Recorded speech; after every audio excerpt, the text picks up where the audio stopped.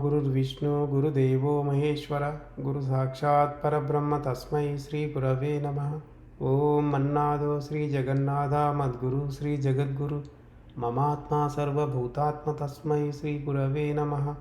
Om Akhanda Mandalakaram Vyaptam Yena Characharam Tatpadam Darshitam Yena Tasmai Sri Gurave Namaha. The only Guru of three religions, Traitatiram originator, the Emperor of Spiritual Kingdom, sensational writer, the author of more than 100 divine holy scriptures, Hindu virtue donor, Sri Sri Sri Acharya Prabodhananda Yogeshwar. We are learning Karma Yogam chapter.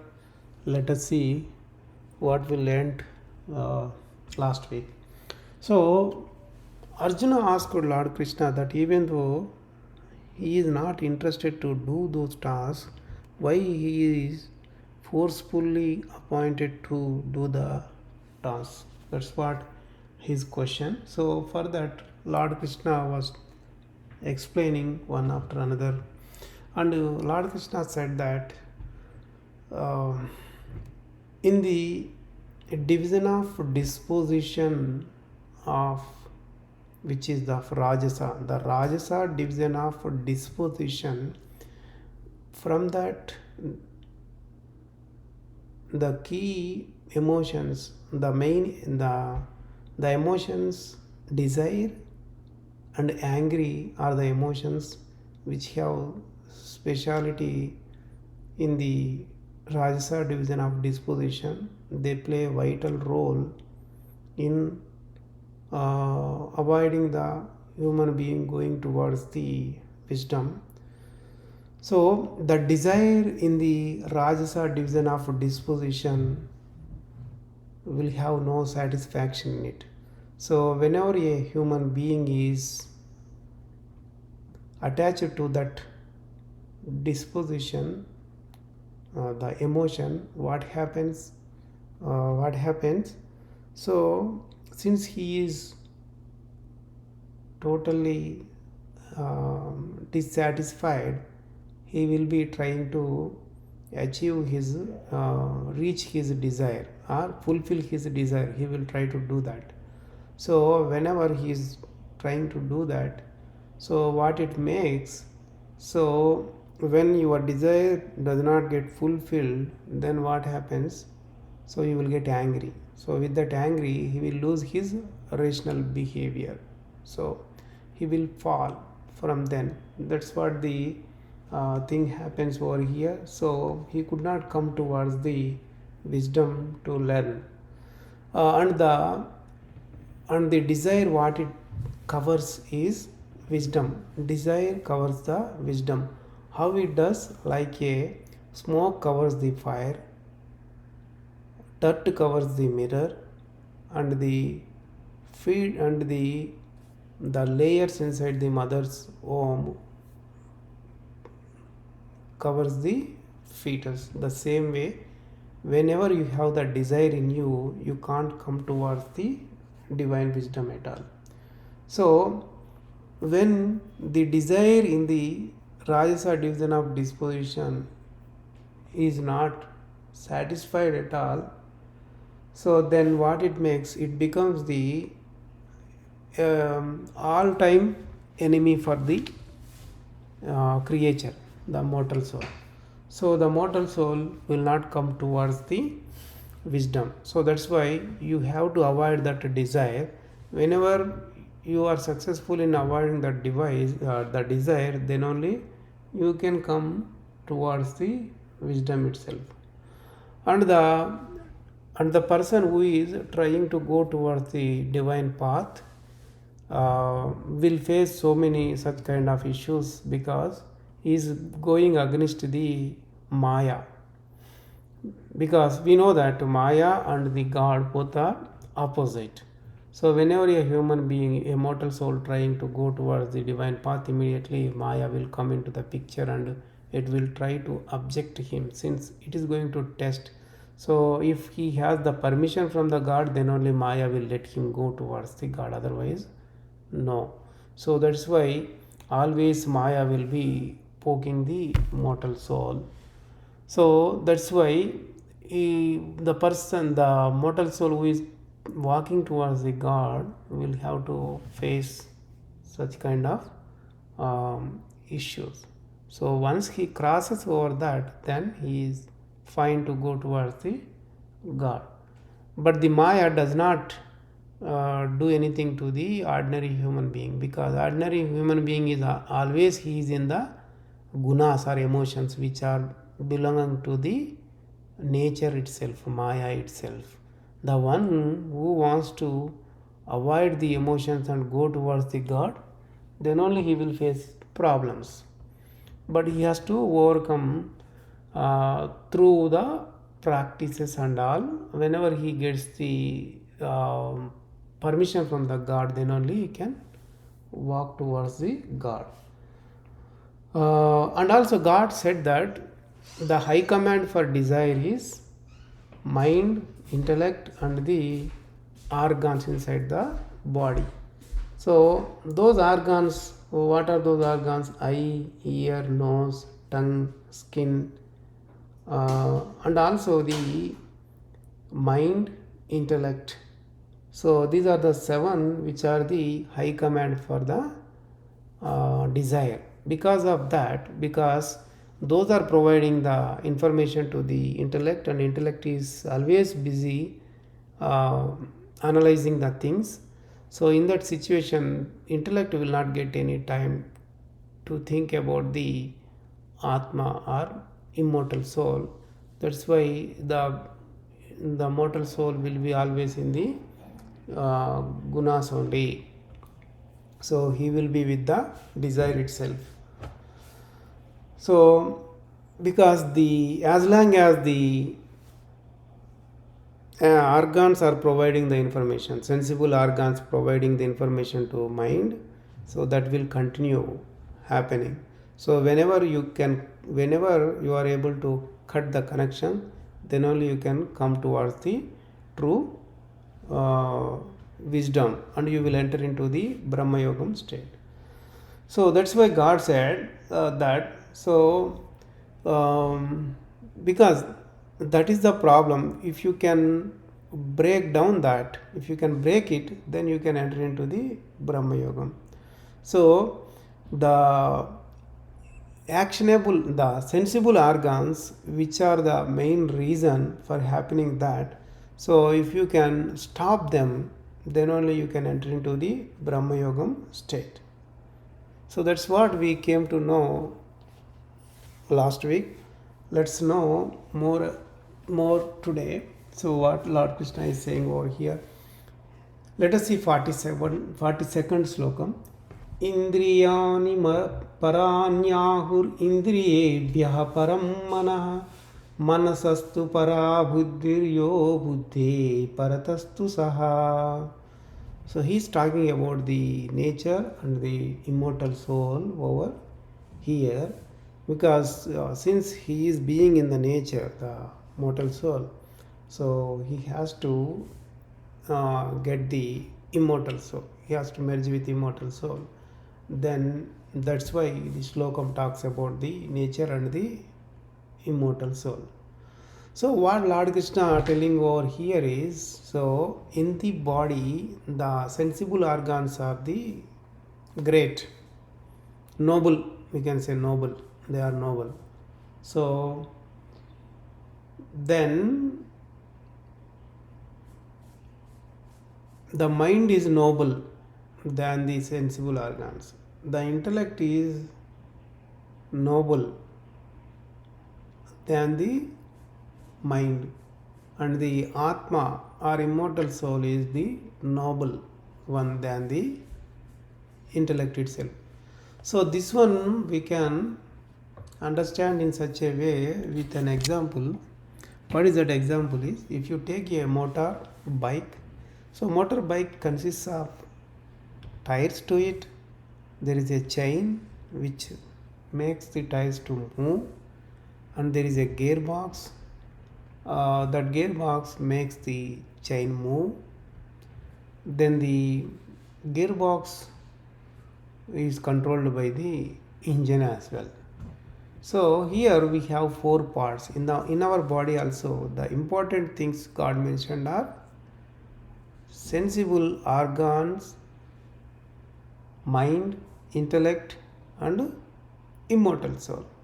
So whenever you remove one after another, like remove the wheels, remove the chain, remove the gearbox, still engine will be functioning. There is no problem for engine. When you remove the engine itself, what happens? Even though there are wheels, chain, gearbox, that's totally waste. Here we are comparing motorbike with our body.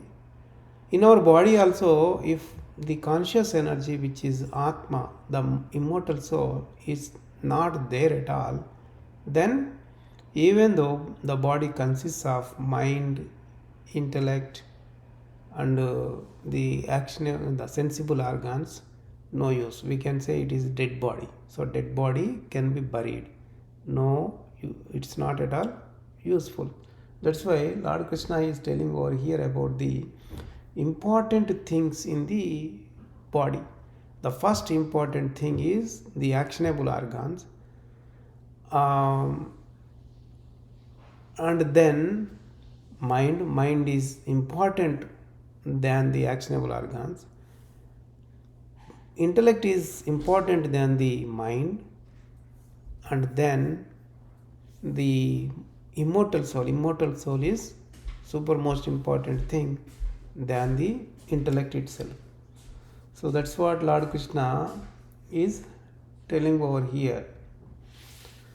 If you have any questions you can ask, otherwise we'll move on to the next slokam. Evam buddhe param buddhva samstabhyaatmanamaatmana jahi shatrum mahabaho kamarupam durasadam. What he is telling over here, since you know, you got it, that the immortal soul is the supermost greatest thing inside your body. You have to keep that in your mind. It is the greatest one than the intellect.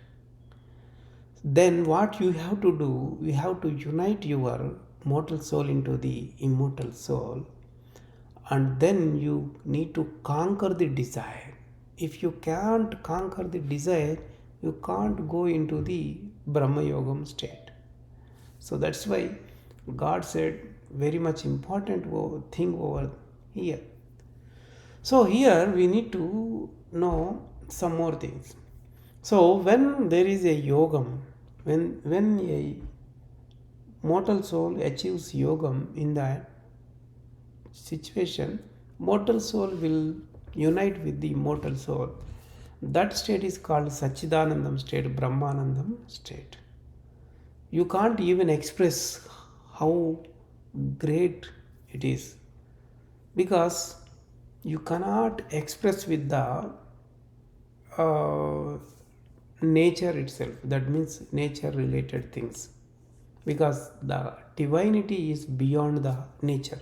So whenever he gets the divinity, when he unites with the immortal soul, the divinity experience, that happy, that joyful state can't be expressed outside at all. Such a great state is Brahma Yogam state. So some people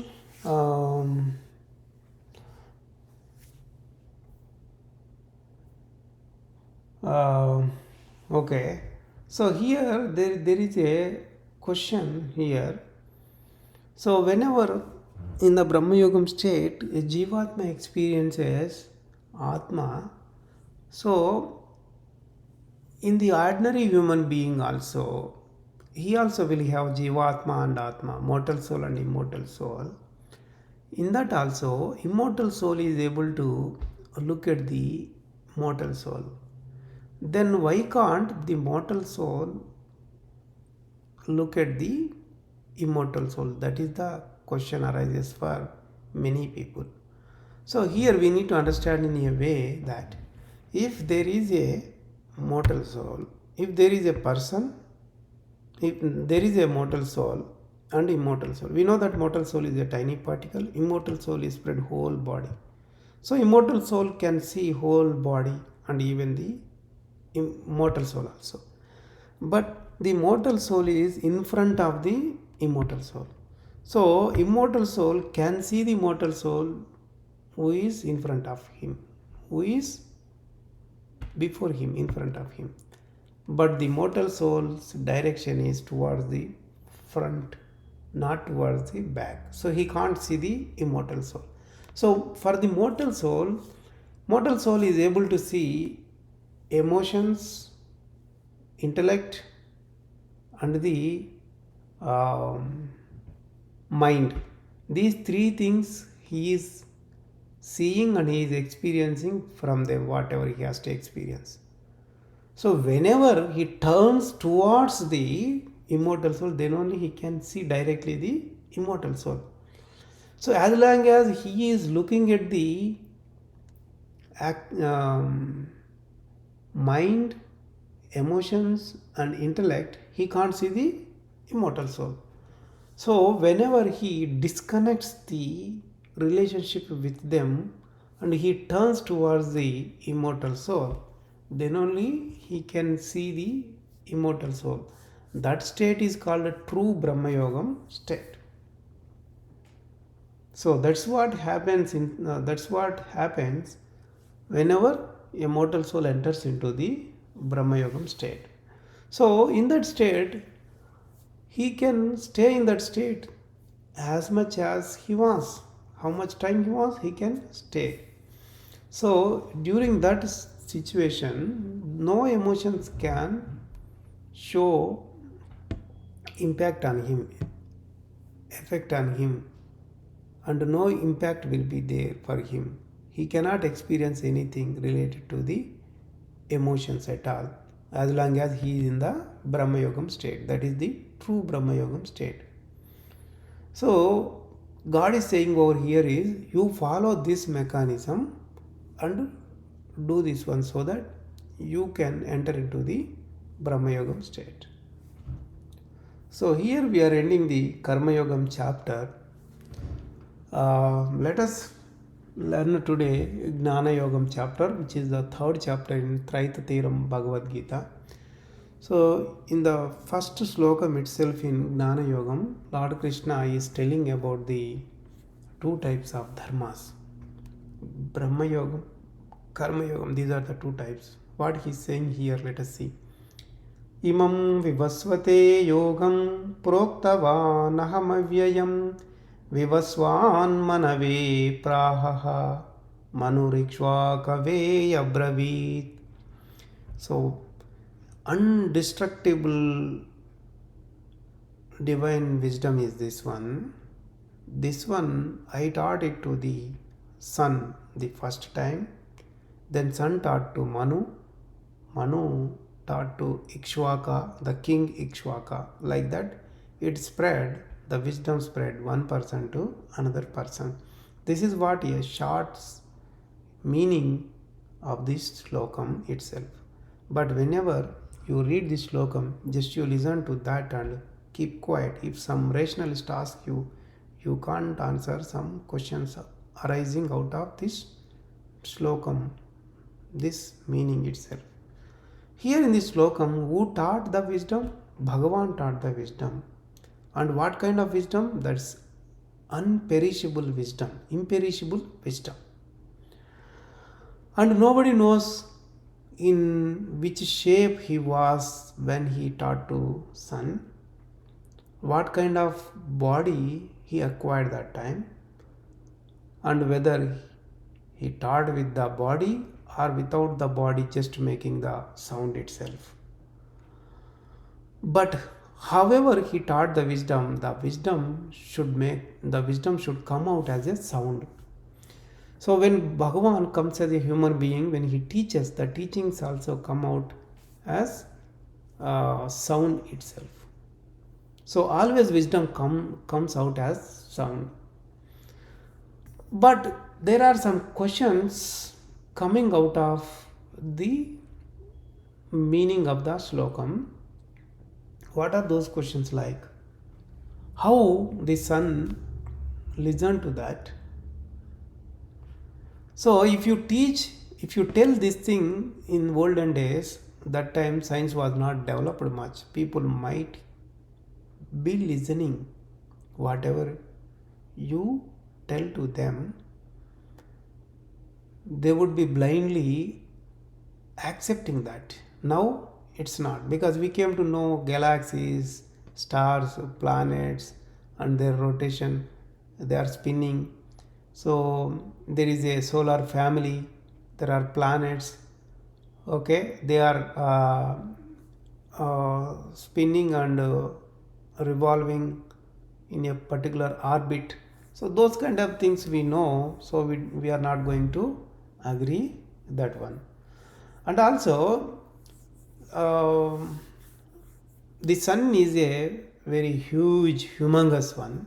It's like 100,000 times bigger than the earth itself, and also it is a burning star. People say it's a burning star, actually it is a planet, burning one. So such kind of sun, how come he comes onto the earth? If he comes onto the earth, earth will destroy. And also the Manu, a small person, a small tiny particle kind of object on the earth. So how could he survive even? So these kind of things, when we listen to that, we simply think that these are impossible things. So, and also when he taught to Manu, we also will have a doubt that when we see the sun looks like a red planet, is in round shape. We can't see his ears, to think that when God said to wisdom, he must have ears to listen to that. And also, when he doesn't have the mouth, how come he made the sound to teach wisdom to Manu itself? Those are the questions.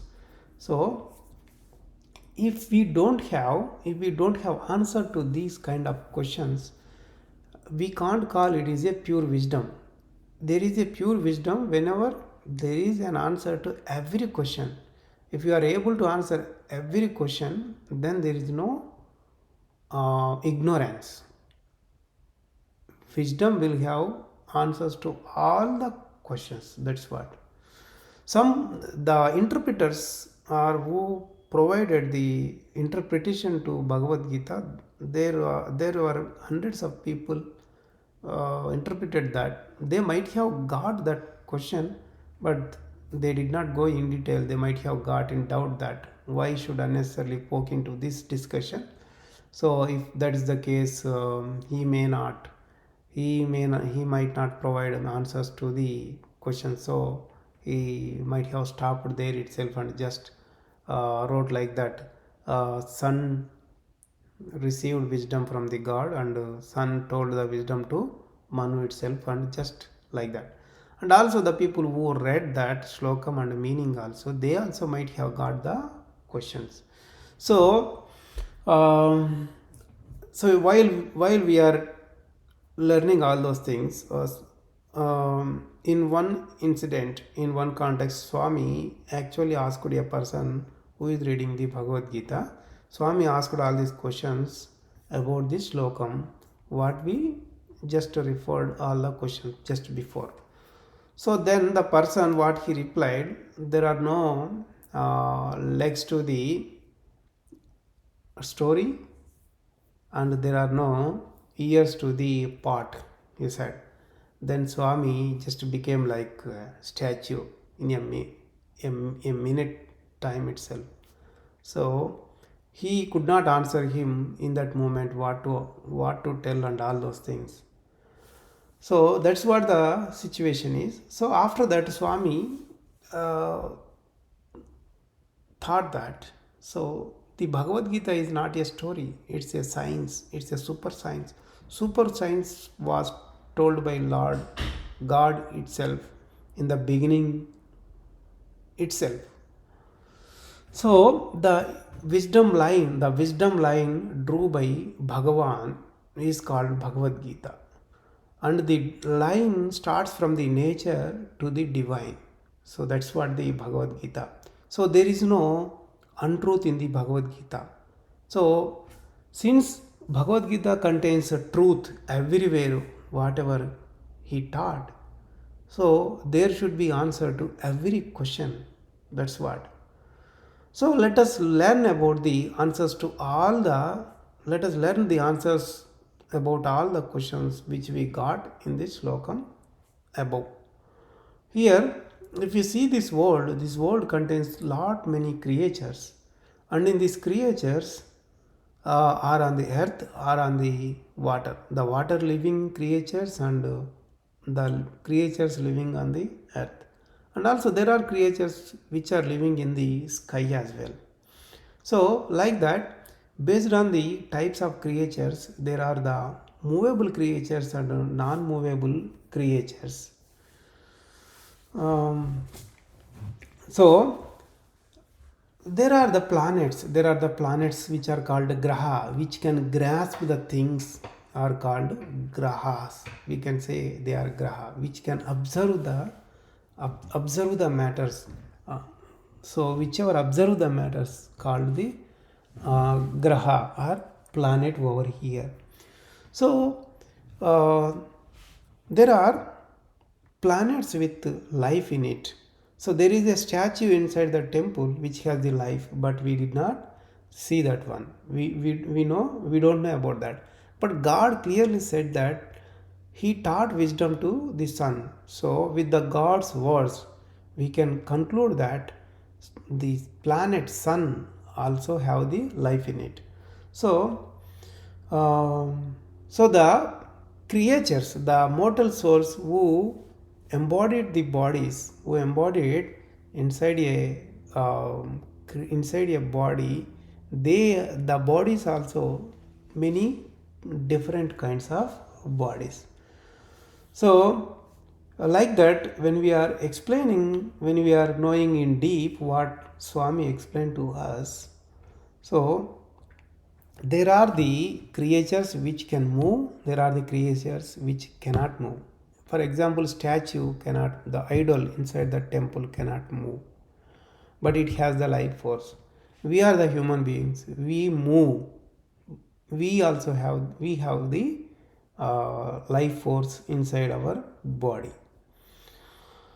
So, and also in the shape wise, if you see, there is a bigger difference between a small, what is that, bacteria, the shape of a creature. A bacteria is also a creature, its a shape, and if you compare that shape with an elephant, there is a huge difference. But both are creatures itself, and the life force is there inside both bacteria and as well as inside the elephant. And also every creature is living, that means they are living with karma in it. So the karma plays everybody, because of the karma everybody is inside the body. So when karma is totally gone, he doesn't need the body at all. Likewise, so we also have the got the karma, we are living and we are experiencing, and in the same way the sun also is also having karma with him. So whoever is having karma, to avoid the karma they need wisdom, and so God taught the wisdom to sun first. So when we divide the human being body, when we divide a creature's body, we can see 25 parts that are called philosophies of body. 25 philosophies inside the body. People say, so out of 25, 10 are the physical body. The physical body is physical body contains 10 parts in it, 10 actionable organs, 10 sensible organs. 10 sensible organs are eye, nose, ear, skin, tongue. 5 actionable organs are hands, legs, mouth, genitals, anus. These are 5. So when a body contains 10 parts, that we call it as a physical body, and the subtle body contains 15 parts in it. 5 gases: prana, apana, vyana, udana, samana. 5 senses of perceptions. They are sight, hearing, smelling, sensing, and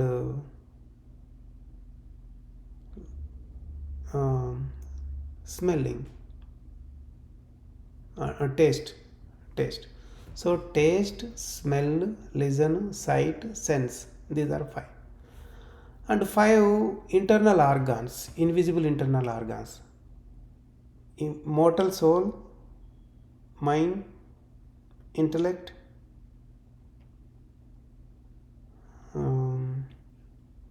chittam, and ego. These are the 5. So totally we have 25 parts. So we call the subtle body for 15 parts of the body, and the physical body for the 10 parts of the visible parts of the body. So like that, even though there is a change in shape of the creatures, but the subtle body will be same. The subtle body will contain the subtle bodies can see everybody. We can't see everybody. So they can see, they can listen to anything. That's why the son with subtle body could able to listen to the wisdom taught by God in the beginning itself. In as per the same principle, the idol inside the temple, so even though it looks like us in the shape, but it has the subtle body inside that, so it could listen, it could see everybody. So like that, we are explaining about the things about subtle body and the physical body. So the subtle body inside the human being is called graha, which observes, and the subtle body inside the idol, we call it as vigraha, which can specially observe the things. And also there is a thing like, since we are the movable body, we have the movable body, we are the part of movable creatures body. So when we are moving, our subtle body cannot come outside. Once it comes outside, death happens, sure. But the idol body does not move. So from that idol body, the subtle body can come outside. How many times it wants, that many times it can come outside, and it can go inside. There is no restriction for that. In the similar way, the planet Sun is a stationary planet. That from that stationary planet, the Sun will come with his subtle body. So in that situation, even though Sun is called Graha or observer, we can say he is Vigraha, specially observes. So we say Vigraha, specially observes. So that is why he is able to listen to everyone's. He is able to teach. How he is able to teach? We know that. So many people possesses into another person and talk. So that we say it as a ghost or devil entered into him. In a similar way, some idols, some demigods possessing into a human being and talking that I want this, I want that, you did not do for me like that, something like that. In the similar way, the Sun also might have come with his subtle body and possessed another human being and taught wisdom to Manu itself. So it might have happened, actually exactly it happened same like that. That's what Swami is confirmed here. Swami confirming here. That's why there is a much more difference between the functionality of the stationary what is that creatures and movable creatures. So human beings comes under the part of the movable creatures. So his subtle body we call it as graha, and the immovable creature is the planet. The planet cannot come directly, so its subtle body can come outside. So that's why Sun also did the same thing. So he also taught to the Manu. So after that, Sun might have traveled back to his stationary body and entered into him. So because there is no restriction for him, he can come as many times as he wants.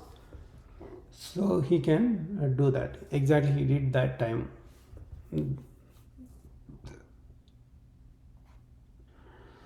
So now we got answers. I think now we got all the answers, whatever the questions we have.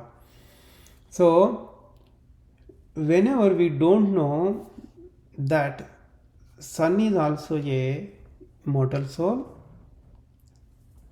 and if we don't know that every creature will have two bodies, one is physical and another one is subtle body, and if we don't know that there is a speciality for them, then we can't understand the answer for the above questions.